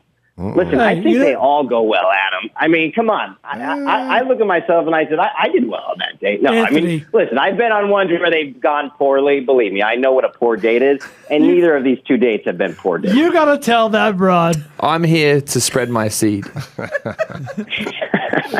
So, Anthony, what did you do on the second date? Did we get some kissing in at least? No. Again, because it was almost like a second first date because there was this huge gap. There was this huge time gap. I'm kind of worried treated it that as like there's a second first date. no kissing going on. Does she just want a free meal? Is that what's going on? Are you in her phone as steak dinner? Just a student. Yeah, Anthony, I hope not. I'm with Harry and Gina on this one. I just feel like, look, here's the deal. You need Mike August always says it. The most powerful word in show business is no. Like just telling someone I'm not interested in doing this, and they will oftentimes step their game up. Show business, dating, it's kind of the same. Like if you call them and you want to audition for the part and you're excited about it, they're like, all right, we're going another direction. You know, there's a weird thing. It's sad, but it's true. I think you need to play a little bit hard to get, and the hard to get part will work its way out because either it'll work or it won't work because she doesn't like you in the first place. See what I'm saying? True. Problem is, I do really like her though. So I know, but she's getting that vibe. You know, the best thing you can do is, as a guy, up your position in society. Oh, sure. Just better job, better place. BMW. Harry went from third string rugby player to a fucking icon now. The second most powerful thing after That's no. right. After the word no. I'm here to spread my seed. That's right. That's right. You got to make a proclamation when you enter the house. Yeah. He was holding ambrosia salad, and he stopped in the entry hall, and he said, I'm here to spread my seed. Let's see. Line 2's always, there it is, sticky on this phone. Colin, New York 32. Get it on. Get it on, man. Okay. Got a question? What's your question for the expert? So question for me. This is I've been married for 5 years happily. It's a good, great relationship, and we're starting to talk about kids. And I'm wondering if you have any advice before we cross that bridge, or even during the process of crossing that bridge, things to do in our relationship before we get there. Well, to be fair, Harry's already been pretty clear about. I'm not how your he feels fucking about- monkey, Gina. I'm here to spread my seed. Oh, Harry said. Well, you know, I wouldn't look at it as a sort of like before kids and after kids. Like, oh, you'll never be able to do this again, because kids are around at least, legally for 18 years. But the way things are going, they're going to be around in their 30s needing shit from you.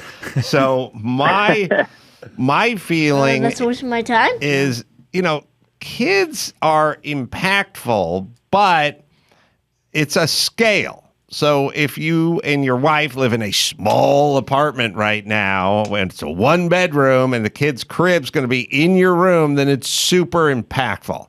If you have a little more square footage and a second room and a third room and the place, the blah, blah, blah, if you can hire a little help, the night nurse or whatever it is, it's same with later. Like if you guys want to go to Europe for a week, well, then you can pay somebody or fly somebody in, or a grandparent or something to stay at the house or house sit and watch the kids with the parents or whatever. So it's all kind of about you and a little less about the kid. The kid is sort of like a dog. Dogs can be a burden, but you can hire a dog walker and you can go to work and it's all a groomer to come over and bring the van and all that kind of stuff. So It's more about you preparing versus our lives changing because we have a kid or being ruined because we have a kid.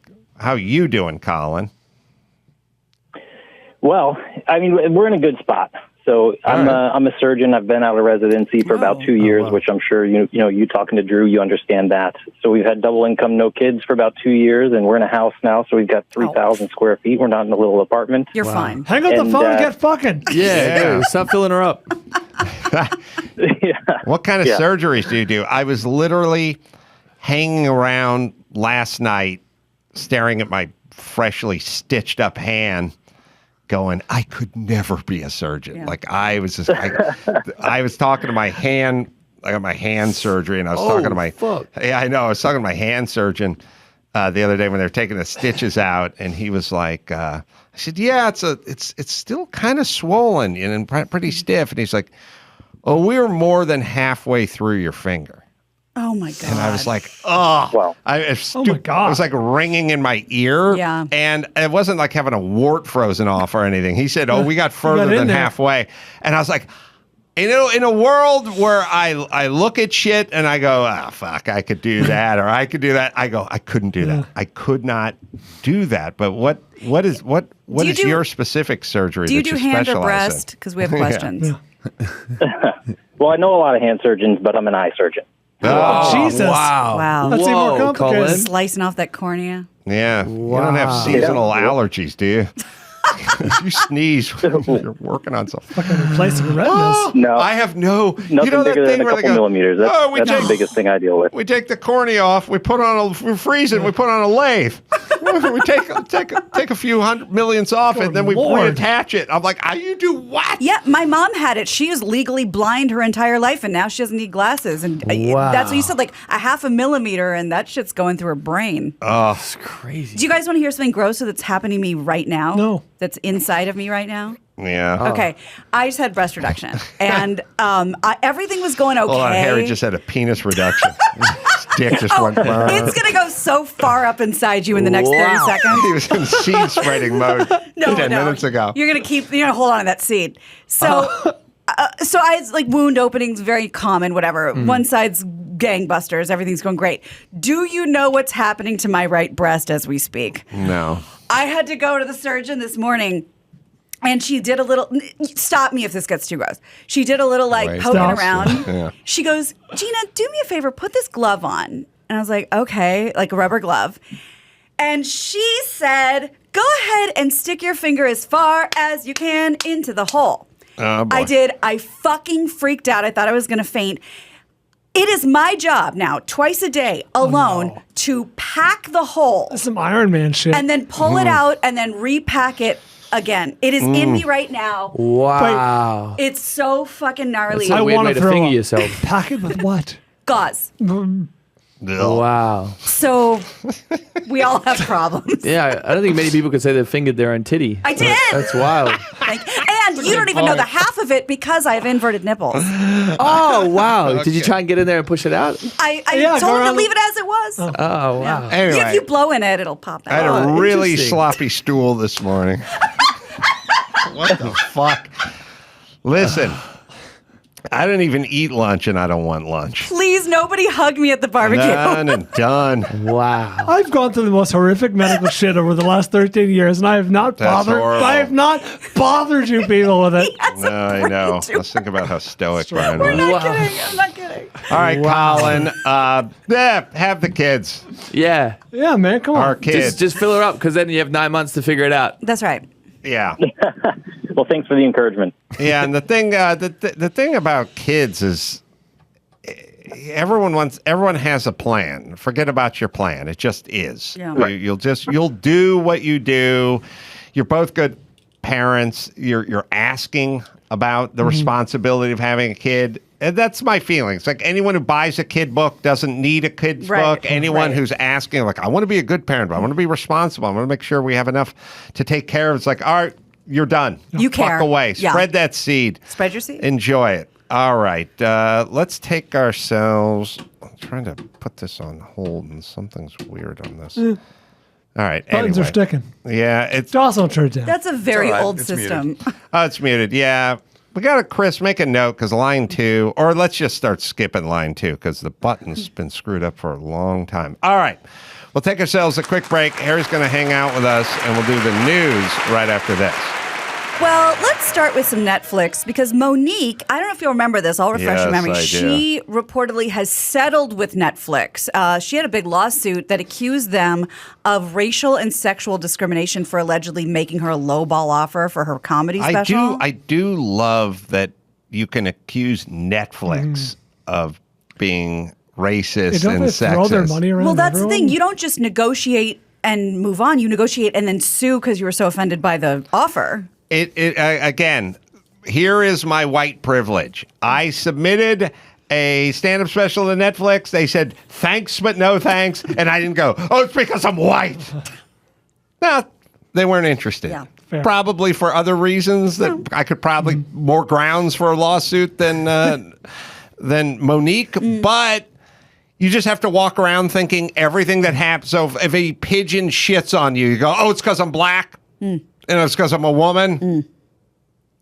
Also, Netflix has people like black people they pay cajillions of dollars to.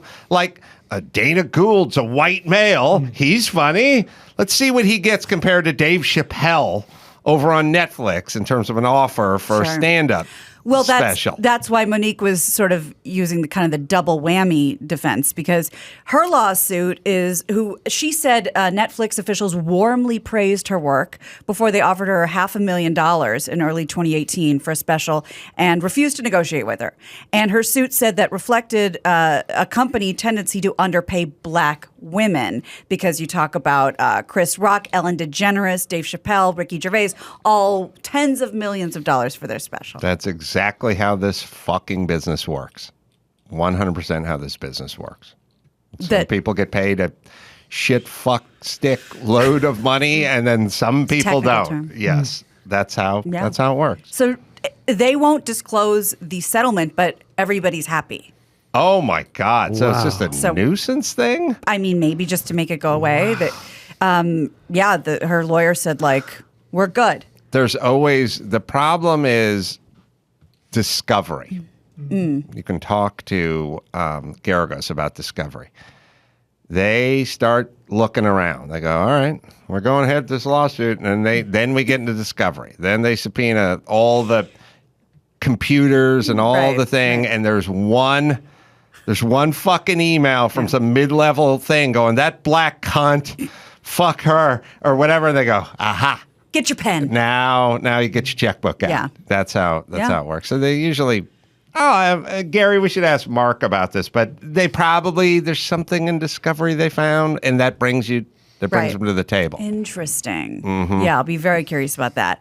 Well, this reminds me of a story that was going around yesterday on Twitter, which I think it was BuzzFeed, but I can't remember. It doesn't matter. It was the story was crazy things actors have heard of why they didn't get roles. And one of them was an actress named Brenda Song, who I don't know, but she claims she was told she wasn't Asian enough to be in Crazy Rich Asians. And the thing is, I'm sure there are all sorts of reasons given.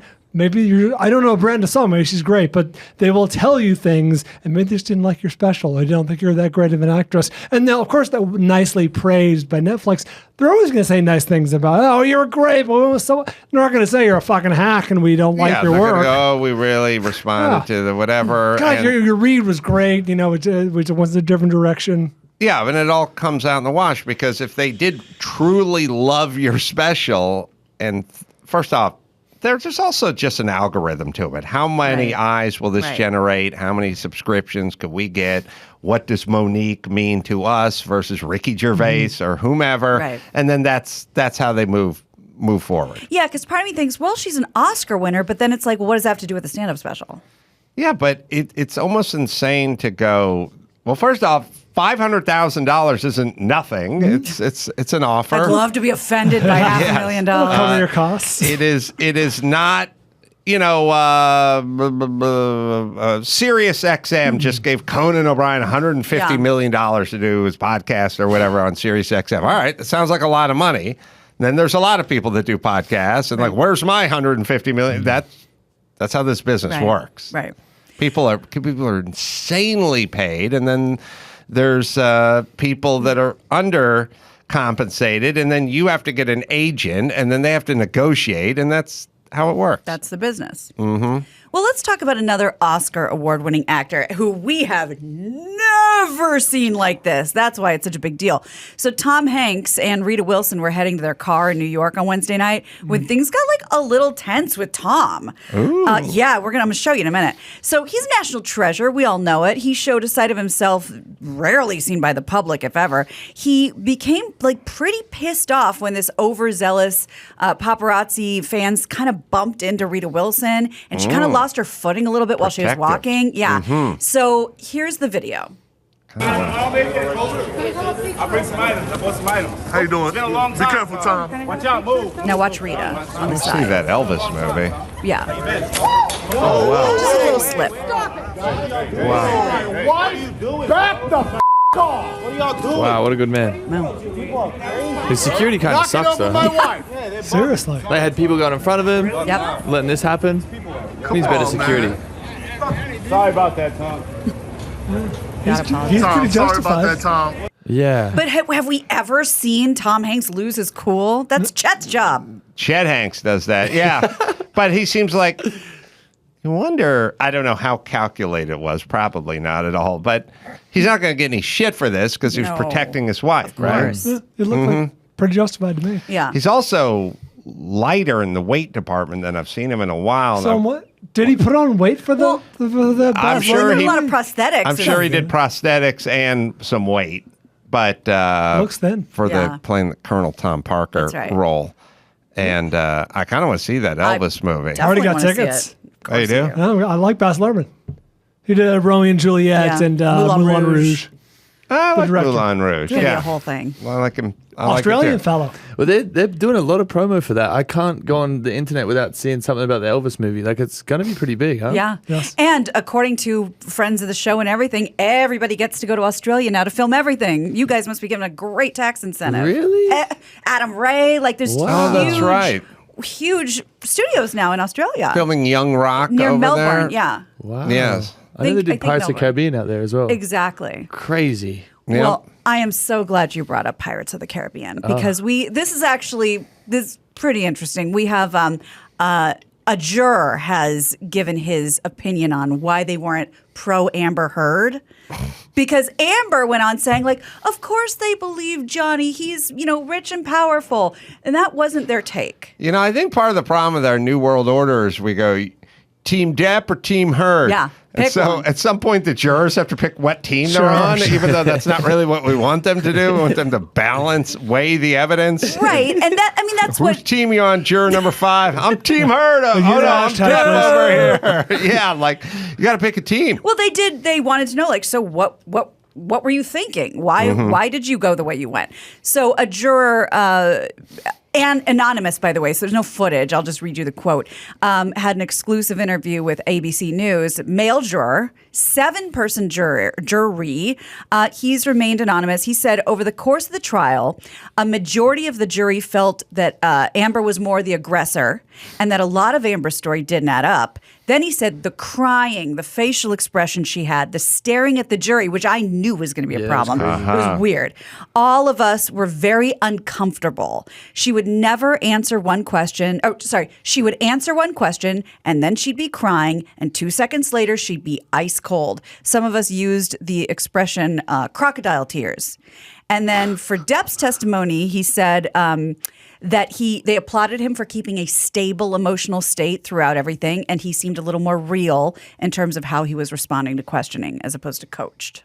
Yeah, and then she's angry, and it was interesting. I was talking to Garagos about this when they go, like, NBC landed their interview with whatever, and then we're talking that, she says she has no money, she's flying in a private jet. It's probably NBC sent the private jet, and then he said, I said, how does it work ethically where like news companies are paying for interviews? And it's like, they don't really pay the interview. They pay them for something else, and it's still like they're getting paid. So like Oprah famously never paid a guest to be on Oprah. So like how do you get paid to like get an exclusive interview with Entertainment Tonight or something? Oh God, I think he was talking.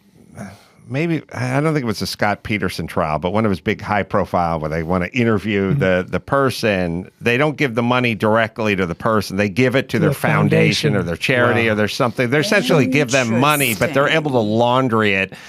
And then they have their integrity. Gary, do you remember what he said, which trial that was? I think it was Kaylee Anthony or something like that. But what he was saying is that oftentimes they'll license personal photos from their childhood for like $250,000. Right. I think she should start her OnlyFans. Should be able to pay that off pretty quick. Dude, you're right. Yeah, that would be huge. I'll do a collab with her. Or she should do that thing where you fart in a mason jar. Yeah, you know? very popular. I'd buy that as well. Some titty Let's sweat. see what that pill in the bed smelled like. Yeah. You never know. Amber's turds. That's right. Send them out around the world. Wow. That's a great idea. There's money. She's leaving money on the table. Yeah, because the other part of the thing was, she said in the English interview or whatever, like the money she was given, it's donated, it's all gone. I have none of it. And of course that wasn't true. She's getting right into that zone where some 59-year-old Russian oligarch has to kind of slide in. Lindsay Lohan. Yeah, that's what I'm saying. Yeah. She's getting there right about now where some dude who she has nothing in common with but has a boatload of money me on my mega yacht. and a boat and he's just gonna some point daddy's gotta come in. That's right. Crystal Brain. That's absolutely gonna happen. She's gonna be some Greek guy or some Russian guy. Somebody Onassis. Somebody from somewhere else who's Parts 27 unknown. years her senior is going to slide into the picture here. Yeah, I think you're right. Yeah. And then at some point they have pictures of them on the beach and he's wearing the Speedo because he's European. That He's got big a tan belly. huge gut and man titties She's on rubbing him. lotion on him. And then she looks good. And we're like, oh, come on. And she's talking about how he makes her laugh even though he barely speaks English. That's right. It's time. You are Seen it all correct. before. That's what's happening. Next year and a half. Which you can do if you're a chick. Yeah. This is not a dude. It's not like Corey Feldman. It's like, all right, it's time for the richest woman in the Soviet Union to come into my life. But I mean, Harry could do it. Pay all. Oh, Harry, true. you, but not yet. Yeah, no. No, these are your earning years. Yeah. You got 20 years of seed spreading. Yeah. I'm And then here you to become a spread my kept- seed. Yeah. Yes, Then before you become a start, kept then man. you get into that world. That's right. Right? Right. Well, speaking of that world, Greta Gerwig, by the way, which I thought was an odd pairing, is going to be doing the new Barbie film.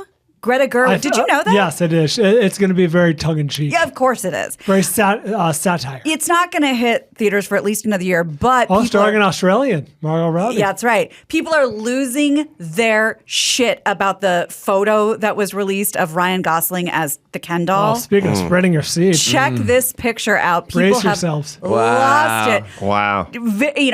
Like seriously, like a doll, tan, 8-pack, platinum blonde hair. Jealous. Oh, look at those dreamy eyes. Oh. So everybody loves it. The funny thing about the Margot Robbie picture for the movie is it's not that much of a stretch from what she already looks like, so it's not that big of a deal. Show the Margot Robbie as Barbie.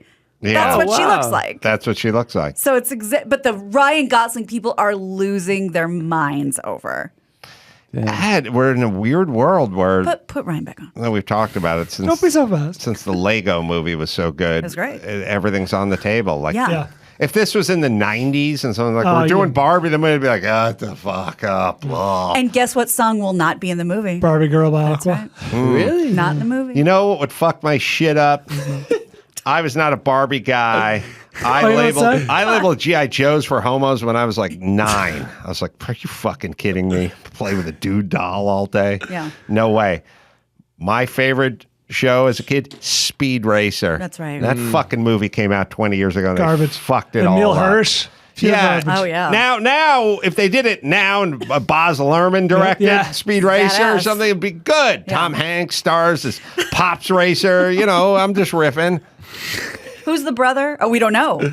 It's Racer X. Racer X. And that could be Harry. That's right. I'm there. He's Yeah. a good-looking dude. Do you ever see him though? Oh, sorry. One episode, Speed, who lost his Speed Racer, was a couple of years younger than Racer X. Racer X is his older brother, but nobody knows it.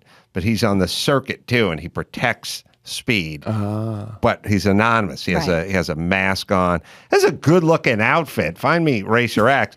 And what happened is Racer X, when he was like 15 or 16, took the race car, went to the track, was winning the whole race, ruined the car at the end, crashed, and got out and ran. That's a good outfit. Because Pops, he didn't want to deal with Pops Racer. We never know what happened to Racer X, but at some point... Does Harry have the jaw? Let me see. You need a strong jaw? Yeah, that's pretty good. You could do it. You could do Racer X. You pull it off. Mm-hmm. Matthew Fox played him in the movie. Oh. Wow. That's a good job from Lost. Yeah. Party of Five. Thank you. So they table for five. Anyway, where was I? So explaining the canon. Spritle and Chim Chim are getting an idea, and Trixie. So G.I. Joe's for homos, though. He says that he says to Racer X, I know you're my brother, and he punches him and knocks him out. Back when you could punch people and knock them out, and they'd get up and you'd be gone, and they go, what happened? I guess that never happened. Right. Although I feel like... You'd have a memory of that. If that was like your roommate, and you go... Who ate my lasagna? And he punched you in the face, and then you woke up and he was gone. You'd be like, a fucking guy ate my lasagna and he punched me in the fucking face. You wouldn't be like, I don't know what happened. I guess that didn't happen. I guess just fell Maybe I asleep on ate the it. kitchen floor. Right. Yeah. Did you see the movie? No, the commercial seemed so wild and bizarre. It and was weird. Scattered and off-putting that I was like, The Wachowski siblings, brothers at the time. Oh, wow. I didn't know felt that. kind of anime to me, or not anime, but it was weird. It was like a weird. Oh God! If we see a little bit of like a portrayal, like some animation, you know what I Like mean? Polar Express weird? Yeah, Where they did the... not quite to that level, but Yeah, yes, a little okay. bit digitized. Okay. We'll look into that. Please. Some really scary shit happened at an elementary school in Juneau, Alaska. And this is one of those things that I'm sure they're going to be labeling milk cartons like crazy now. A dangerous mix-up happened to the children, and they accidentally gave them floor sealant instead of milk. How do you mix that up? I'm glad you Alaska. asked. So the mistake occurred at summer daycare where the kids are getting breakfast. Several kids complained that the milk tasted bad, a burning sensation in their mouths. Everyone kind of ignored them. The milk is When served... several kids complain, feel free to investigate. Right. If it's one troublemaker. It's served from a dispenser, but the staff somehow filled it with floor sealant instead of milk because apparently they come in a very similar carrying case. Wow. With more vitamin K. Poison control was immediately called. Other than a couple of upset tum-tums, the children were okay. Really? The school superintendent said they're investigating it, but they really do believe this was a mistake. Wow. Because it's white, and they put the wrong Maybe thing. it's sad, but don't you guys just hear like, oh, that's a payday now? Like you're getting Monique money for this shit. Yeah. One of those kids, you'll be fine, but someone's cutting you a check Oh, now, for right? sure. the Juneau Unified School District is going to That's pay right. out. Mm-hmm. You know who they're going to have to call? Sarah Palin. And she is going to be rip shit about this because this is an election year. Oh yeah. This is not something you want to be known for around the country when you're trying to be the governor again. I saw that porn. That wasn't really you, was The drill, baby, drill. Okay. Cards on the table. It There's a wasn't porn me. with It her. wasn't me, but it was my idea. it? Oh, was your idea? It was my idea. I Well, just there you couldn't go. do it. Pretty I knew smart, they'd actually. be so mad. I could smell your stink on it. Thank you. The first dude said the same thing. Oh, really? He smelled my stink on her. Yeah.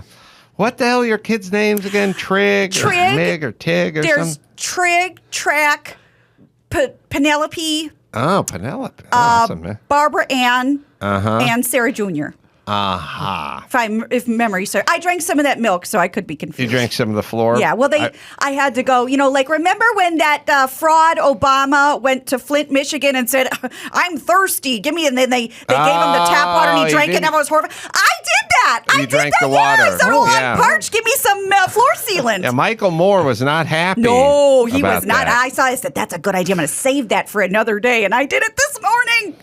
I wish Michael Moore was from where I'm from, North Hollywood, and no one ever goes, I represent the people, or in my hometown, a valley village. No one gives a fuck when you're from the valley. There's nothing. And now he's from Flint, and now he Mr. has to Michigan. go out and tell everyone right. about what's going on with the sewer system over there every 10 minutes. We all have to listen up. Start working in your good North Hollywood values. You know, your homespun. Yes. When I was walking down Addison Street off of Lancashire. Right, by the Colfax playground. By the Der Wiener Schnitzel. That's right. When my dad, he looked at me and he said, son, you work hard and one day you'll own a Mighty Muffler, which was across the street, or the AM/PM. You keep focused. You keep your head down. You keep your head down. We'll end up in that Schwinn shop off of Chandler. Right next to the Dollar Tree. Right next to the Dollar Tree. And what will become the John's Market. That's right. Yes. Okay.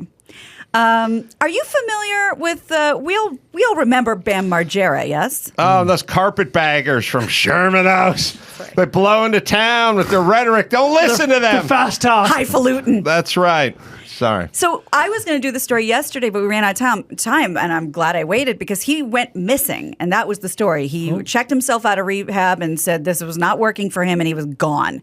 But he has now been found as of this morning, reporting this. The Jackass star went missing from a Florida rehab facility earlier this week, but according to TMZ, he was discovered by police and a crisis intervention team at a hotel in Delray Beach on Wednesday. As of the time of the report, he was being escorted back to the treatment center, no problem, no fights. He voluntarily went. He bailed because he was supposedly, he was there under a court order, but he said that he was mad because he wasn't getting special treatment because he was a celebrity and they weren't treating him like a celebrity, which I feel like in rehab is the whole point of rehab. I saw celebrity rehab. Yeah, you can't say that out loud. You have to think that. Right. I think that every day. Right. But I never say it. Yeah, you shouldn't say Rarely it. verbal. Not going to get anyone on your side. Yeah, when I'm pumping my own gas. Yeah. I'm going, this is so beneath you, dude. Breaking in your Why own isn't shoes? somebody intervening and pumping your gas for you? Yeah. Yeah, I always think that, but I don't verbalize. Well, apparently that was his beef with it. He recently broke his wrist and his elbow in I'm glad you're sitting down. A skateboarding mishap. No. Yeah. So he's dealing with that as well. Somebody picked him up in a car and drove him away from this facility, and nobody knew where he was. But I guess that was the big problem with the facility. We have the trailer for Speed Racer. Oh, good. Yeah, it's off-putting. I got to play the song, yeah. It's very animated. So it's real. Racing's everything. For my family, it isn't just a sport. It's way more important than that. It's like a religion. Are you ready to become a real race car driver? Then sign that contract. This entire thing is green screen. Yeah. Oh, is that guy from Flint? Susan Sarandon. This is so John Goodness. weird. You walk away from me, you walk away from this deal, no matter how well you drive, you won't win, you won't place. I guarantee you right now, you won't even finish the race. You think you can drive a car and change the world? It doesn't work Oh, that's Racer X. Maybe not. But it's the only thing I know how to do, and I gotta do something. So weird. Wow. Odd, because really good actors are in this. It looks like a Pixar movie with real actors. Not even Pixar. It looks like a cheapish TV Imagine show. my devastation. Yeah, you don't want to see this. All right. Anyway. That's no good. Reminds me of Worthless. Spy Kids. Yeah, Yeah. it's That's how very it feels. Spy Kids. Exactly. Oh, Spritle and Chim Chim. Yeah, see, they were in the trunk of the car. Understood. Oh, good. Okay. They would go Spoiler. with him on his races. Yeah. Harry, I have a new opportunity for you. And it's right up your alley. I don't know if you're allowed to fuck anybody, but it might not be off the table. Squid Game is now doing a reality show on Netflix. Oh, a really? real It's Squid crazy, Game. yeah? Yeah, it's a battle royale concept. They're taking it as far as they can go.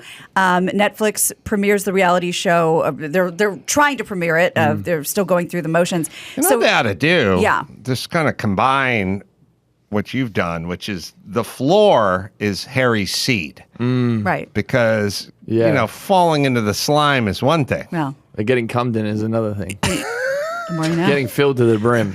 No, I'm thinking more we just do a sea of it. This could take a while. It's called but Sperm Game. I'm saying Yeah. you'd think Sperm Game, twice yeah. about jumping off that yoga ball if you knew Yeah, you're going to get a that if you mouthful. missed. You might get pregnant. End up 6 with a ways to drink. Sunday. That's Yeah. right. In Wow. the briny deep. Yeah. So there's 456 participants, And so it's a lot of people. And it's the largest cash prize in TV history, $4.56 million. So $1 million a person. Netflix has started a wide-ranging search for English-speaking contestants to participate. It's going to be 10 What episodes. the fuck was all this stuff when I was 23? I know. Good Hard up. shape, good looking, Yeah. hard up for anything, and ready to fucking eager for the fray and just ready to go. I would have gone on any one of these Fear fucking factor? shows. I would have done it. That had come around after I'd. But would you have done it? Yeah, I would have done anything at any time Yeah. when I was 23. I was poor as shit. I was like strong. I was in good shape, and I would have fucking signed up for all this shit. Yeah.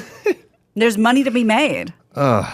And I know you're not that familiar with the series. Benedict, of course, got greenlit. Yeah, are these for all like physical challenges? season 2. Well, did you watch Squid Game? Yeah. Did they actually kill people in the reality one? Because that would kind of be a I feel like twisted that would be curveball. an insurance issue for Netflix. Yeah, but at least they'll get their money's worth. That's the amount right. of people watching. That's true. They find kind of in the TV show, they find like kind of hard up for cash, like ne'er-do-wells, and they say, if you want to try and make a lot of money, look at your life now. It's not worth anything. Right. Come play this game. And then some of the games are like physical challenges, some are mental challenges, and let's just say people always get eliminated. Yeah, I hear it's a sensation. I'll watch. It's very It's good. nuts. I guess we're just doing everything now. We're doing Barbie the movie, Yeah. and Squid Game the reality, and the stuff that was fake has now become real live action. The stuff that was a fake idea has become a reality show. Told you guys, Chip and Dale. It's really good. Yeah. That's what I someone's in hear. it. All right, let's bring it home. You got it. I'm Gina Grad, and that's the news. I'm here to spread my seed. Gina Grad. That was the news with Gina Grad. Well, last but not least, there's Geico. Like save a little money on your auto insurance? Of course you would. Who doesn't love a deal when it comes to great rates on insurance for everything? Geico can help. Insurance for your car, truck, motorcycle, boat, RV, even homeowners, condo, and renters insurance and coverage as well. Save even more with special discounts when you bundle your coverages. Plus, add the easy-to-use Geico mobile app for 24-hour roadside assistance. And it's a no-brainer when you switch to Geico. Switch today to Geico and just see how fast, how much money you could save at Geico. All right. Oh, I'm in Chippendale. Oh, yeah, I'm in Chippendale. That's right. I'm not in it. It's a poster of a cartoon donut or something. Yeah, they're in the You're in there. yeah, they're in the background. You're investigating That's you crime. guys. Oh, I am. Okay. Did you see Wreck-It Ralph, Harry? Yes. Adam was one of the donut cops. Oh, wow. Yeah, one more thing for my kids not to give a fuck about. Well, let's get along. The list is getting very long with their, okay. All right. Denver, I'll be at the TOS Con coming up June 23rd. I'll be speaking, and you can use the Carolla code Carolla for 15% off. Also, you go to objectivestandard.org, and then we're doing live shows from the Comedy Works South, 24th, 25th. Do live podcasts there, and then live stand-up shows as well. So just go to adamcarolla.com. Pre-order my book. I'm working on the audiobook right now. Hit the button over at adamcarolla.com. Harry Jowsey, everybody. Thanks for having me. Dating Harry Jowsey, available on Spotify. If you want to listen to his sagely advice. And until next time, this is Adam for Harry and Gina and Bald. Say it. Mahalo. And then it was a girl's birthday, and so the mom brings out the cake, and it's lit, and they all just stop talking. And they sang Wonderball. They should have. They looked at the cake, and they all just go, "Oh, Bella, Bella!" They're just exclaiming how beautiful this cake is, and there's so much appreciation for this 8-year-old's birthday cake. I couldn't believe it. Like, We're it's just such